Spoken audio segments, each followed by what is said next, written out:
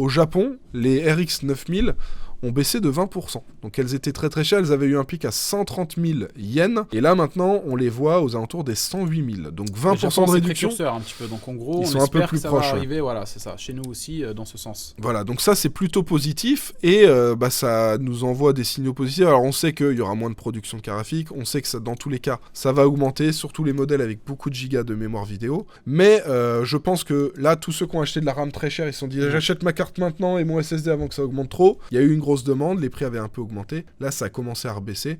Nous ça n'a pas commencé à baisser en France, mais ça n'a pas énormément augmenté non plus. Oui, les cartes graphiques c'était pas non plus catastrophique. Voilà, donc on peut se dire que c'est plutôt positif. Est-ce que ça nous indique la fin de la pénurie? Non. Est-ce que ça nous indique une éventuelle baisse des prix?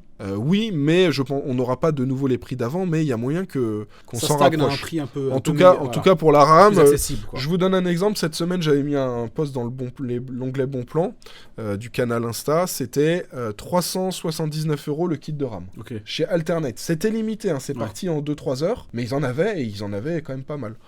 Donc voilà, la pénurie n'est pas terminée, mais on va peut-être avoir une petite baisse qui va nous permettre d'avoir des prix un peu moins abusés pendant quelques mois. Exactement, comme dirait Booba, la pénurie n'est jamais finie.